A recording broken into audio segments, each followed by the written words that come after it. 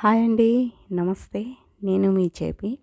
ఇంట్లోనే చక్కని గ్రేవీతో మంచి చికెన్ కర్రీ తినాలనుకున్నప్పుడు ఈ చికెన్ కర్రీని చేసుకోవచ్చు. చాలా ఈజీగా ఇంట్లోనే ఎలా చేయాలో చేసేద్దాం రండి. ముందుగా హాఫ్ కేజీ చికెన్ తీసుకొని అందులో ఫ్రెష్గా దంచి వేసుకున్న అల్లం వెల్లుల్లి వేసి హాఫ్ స్పూన్ పసుపు, 3 స్పూన్ల వరకు ఇంట్లో పట్టించిన కారం వేసి, 1 స్పూన్ కంటే కొంచెం తక్కువ ఉప్పు వేసి, హాఫ్ స్పూన్ నూనె వేసి ఇలా చక్కగా ఈ చికెన్ పీసెస్కి ఈ కారం, ఉప్పు, అల్లం వెల్లుల్లి అన్నీ ఇలా చక్కగా పట్టేలాగా చేత్తో ఇలా కలుపుకోవాలి. ఇందులో వేసిన అల్లం వెల్లుల్లి పేస్ట్ 1 స్పూన్ నిండా తీసుకున్నాను. అది చేత్తో వేసాను కాబట్టి మళ్ళీ చెప్తున్నాను. ఇలా కలుపుకున్న ఈ చికెన్ పీసెస్ని ఫ్రిడ్జ్లో 1 గంట సేపు పెట్టుకోవాలి. నెక్స్ట్ ఇప్పుడు స్టవ్ పైన ఒక బాండీ పెట్టుకొని అందులో 2 టీ స్పూన్ల నూనె వేసుకొని అందులో ముందుగా సాజీరా కొంచెం పావు స్పూన్ వరకు తీసుకోవాలి. 4 లవంగాలు, 2 యాలాచి, ఒక చిన్న దాల్చిన చెక్క, 1 స్టార్ ఫ్లవర్, సగం బిర్యానీ ఆకుని చిన్న పీసెస్గా తుంచి వేసుకోవాలి. ఇలా వేసుకున్న తర్వాత ఇప్పుడు అది కొంచెం హీట్ అయిన తర్వాత ఆ ఫ్లేవర్స్ అన్నీ ఆయిల్లోకి చక్కగా ఇలా రిలీజ్ అవుతాయి అన్నమాట. ఇలా కొంచెం వేగిన తర్వాత ఇందులోకి 2 పెద్ద సైజ్ ఉల్లిపాయల్ని సన్న ముక్కలుగా కట్ చేసుకొని వేసుకోవాలి. ఇలా వేసుకున్న తర్వాత ఈ ఉల్లిపాయల్ని చక్కగా ఒక్కసారి ఇలా కలిపేసుకున్న తర్వాత ఇది కొంచెం వేగిన తర్వాత ఇందులోకి హాఫ్ స్పూన్ అంతా ఉప్పుని వేసుకోవాలి. ఇలా వేసి ఈ ఉల్లిపాయల్ని చక్కగా ఒకసారి కలిపేసుకొని కొంచెం వేగిన తర్వాత ఇందులోకి ఫ్రెష్గా ఉన్న కరివేపాకుని చక్కగా కడిగేసుకొని ఈ కరివేపాకుని వేగుతున్న ఈ ఉల్లిపాయల్లోకి ఇలా వేసి ఒకసారి ఇలా కలిపేసుకోవాలి. ఇలా మధ్య మధ్యలో మళ్ళీ కలుపుతూ ఈ ఆనియన్స్కి చక్కటి కలర్ వచ్చే వరకు ఇలా కలుపుతూ ఈ ఉల్లిపాయల్ని ఉడికించుకోవాలి. ఇలా ఉడికిన ఈ ఉల్లిపాయల్లోకి హాఫ్ స్పూన్ అంతా కసూరి మేతిని తీసుకొని ఇలా చక్కగా చేత్తో పొడి చేసి ఈ ఉల్లిపాయల్లోకి వేసుకోవాలి. ఇలా వేసిన ఈ పొడిని చక్కగా ఒకసారి కలిపేసుకోవాలి.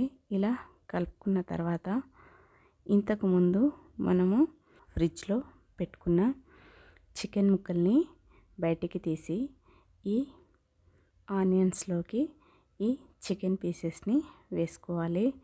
ఈ పీసెస్ అన్నీ ఇలా వేసుకున్న తర్వాత ఒక్కసారి ఈ పీసెస్ని చక్కగా ఇలా కలిపేసుకోవాలి. ఇలా కలుపుకున్న తర్వాత ఈ చికెన్ పైన మూత పెట్టి కొంచెం సేపు ఉడకనివ్వాలి. ఈ చికెన్ పైన మూత తీసి ఈ చికెన్ని మళ్ళీ ఒకసారి కలుపుకోవాలి. చికెన్ అంతా కలిసేలాగా ఈ చికెన్ని చక్కగా కలుపుకోవాలి. ఇలా కలుపుకున్న ఈ చికెన్లోకి చక్కగా కడిగి ఇలా చాక్తో ఘాట్లు పెట్టిన ఈ పచ్చిమిరపకాయల్ని ఈ ఉడుకుతున్న చికెన్లోకి వేసి పైన ఇలా మూత పెట్టి ఉడికించుకోవాలి. మళ్ళీ కొంచెం సేపటి తర్వాత మూత తీసి ఈ చికెన్ని మళ్ళీ ఒకసారి కలుపుకోవాలి. ఈ చికెన్ ఇలా ఉడికిన తర్వాత ఎర్రగా పండిన 2 పెద్ద సైజు టమాటాలని చిన్న ముక్కలుగా కట్ చేసుకొని ఇందులో వేసి మూత పెట్టేయాలి. కొంచెం సేపటికి టమాటాలు చక్కగా మగ్గుతాయి అన్నమాట. అప్పుడు స్పూన్తో ఇలా ఈ ఉడికిన టమాటాలను కలిపి మళ్ళీ కొంచెం సేపు ఈ టమాటాలు ఇంకా ఉడికేంత వరకు మూత పెట్టి ఉడికించుకోవాలి. ఇప్పుడు మూత తీసి ఈ చికెన్ని ఒక్కసారి ఇలా మళ్ళీ చక్కగా కలిపేసుకోవాలి.